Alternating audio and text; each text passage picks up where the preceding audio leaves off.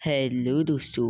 तो आज मैं आपको एक ऐसी स्टोरी सुनाने जा रहा हूँ जो कि एक गुमनाम भारतीय परिवार के बारे में है, जिन्होंने एक पुरानी चीज़ खरीदी और उसको खरीदने के बाद उनकी ज़िंदगी कैसे नरक बन गई। तो पूरी स्टोरी शुरू से जानते हो।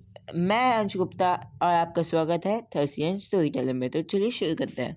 इस कहानी का मेन कैरेक्टर का नाम हम रखते हैं चिंटू। तो चलिए इस कहानी को शुरू करते हैं।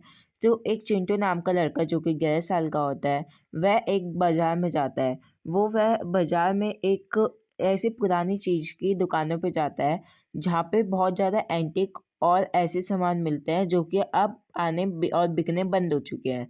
उसने वहाँ पे एक तो खास चीज़ देखी जो कि थी एक अजीबोगरीब पेंटिंग और एक विंटेज संदूक, मतलब चेस्ट, और एक लकड़ी की गुड़िया।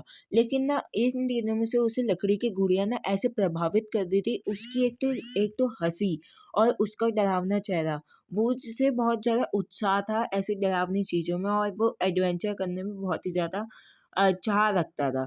तो इसलिए उसे वो डॉल बहुत ज़्यादा पसंद आ गई। तभी चिंटू दुकानदार के पास जाता है डॉल का मोल भाव करने, और दुकानदार डॉल को देख के डर जाता है और वह बोलता है, इस डॉल को घर मत ले जाओ, मत ले जाओ, मत ले जाओ। ये बहुत ज़्यादा अशुभ है, ये बहुत ज़्यादा अशुभ है। तुम्हारा घर असल में ना जो चिंटू था वो बहुत ज़्यादा ऐसी फैमिली से बिलोंग करता था, जो बहुत ज़्यादा अच्छी फैमिली से बिलोंग करता था। तो इसलिए दुकानदार ने उसे ऐसा बोला था, लेकिन चिंटू नहीं माना। तो दुकानदार ने बोला, ठीक है ले जाओ। अब चिंटू उसे घर ले आता है। कुछ पहले के कुछ दिन तो कुछ नहीं होता, उन्हें लगता है अरे ये तो साधारण सी डॉल है, कुछ नहीं होगा। चिंटू उसके साथ बहुत ज़्यादा खेलता वेलता है। लेकिन तीसरे दिन कुछ असली घटनाएं शुरू होती है। उसे ना एकदम से वो रात को जब वॉशरूम के लिए उठता है, तो तभी उसे खुसपुसाहट की आवाज़ आती है, कि जैसे कि उसे कोई बोल रहा हो, चिंटू, चिंटू, इधर आ, ऐसी। तो तभी वो बहुत ज़्यादा डर जाता है। लेकिन वो पॉडकास्ट देखता था, हॉरर वीडियोस देखता था, तो उसे लगता था कि उसका भ्रम है। तो वो जाके सो जाता है। और तभी उसको एकदम से ना रात को सपना आता है। रात को सपने में वो क्या देखता है कि उसके पेट पे ना कोई ऐसे बहुत जोर से चाकू घोंप रहा हो, ठुचुक, ठुचुक, ठुचुक, ऐसे करके। तो बहुत ज़्यादा डर जाता है, अपने मम्मी पापा के पास जाता है वो, और अपने मम्मी पापा को बोलता है कि ऐसा ऐसा मेरे साथ हुआ है। तो तभी मम्मी पापा बोलता है कि बेटा तुम्हारा भ्रम होगा, वो तुम वैसी हॉरर वीडियो सब देखना कम कर दो, भगवान पे भरोसा रखो, ऐसा कुछ नहीं होता है।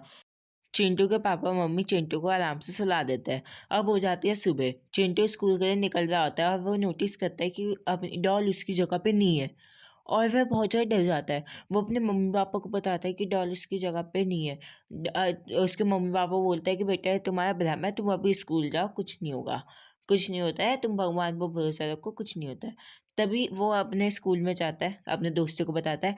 अब दोस्त इसका मजाक उड़ाने लगता है कि अरे यार तू भी ऐसी ऐसी भी बातों पे बिलीव करता है, ये सब। फिर वो घर आ जाता है। घर आके आराम से खाना खाता है, सो जाता है। सोने के बाद है अब वो थोड़ा सा ट्यूशन जाने के लिए जा ही रहा होता है, तैयार होता है और ट्यूशन जा रहा होता है। तभी ना वह डॉल को देखता है। डॉल को देखता है कि वह डॉल को देखता है और देखता है कि डॉल ना अजीब सी स्माइल दे रही है उसको। ऐसा मतलब वो पहले उसकी स्माइल कुछ ऐसी थी, लेकिन बाद में ऐसी अजीब सी हो गई है, जैसे कि वह उसे देख के बहुत ज़्यादा खुश हो गई हो। चिंटू उसे अनदेखा करके चले जाता है ट्यूशन के लिए।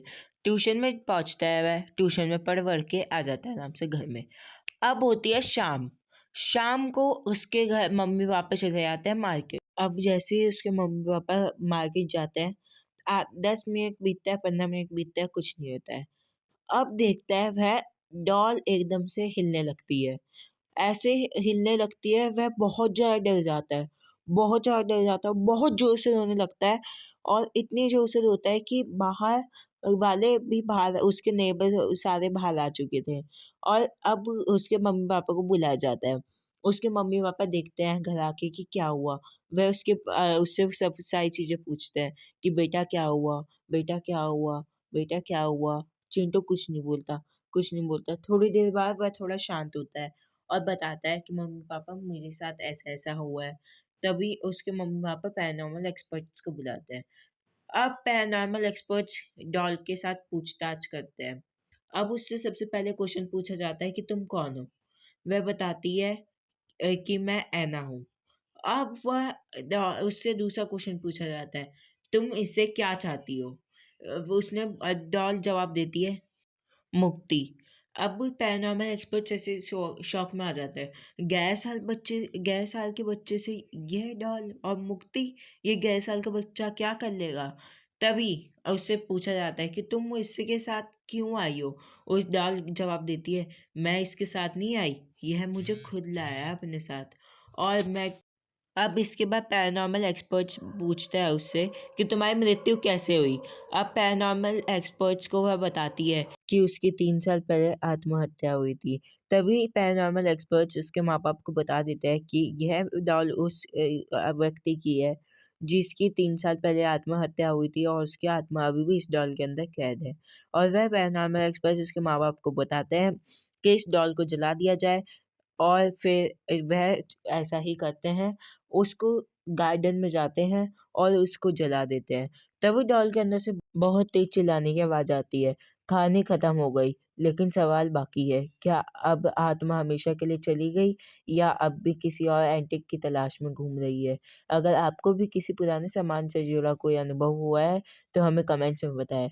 जय हिंद, जय भारत।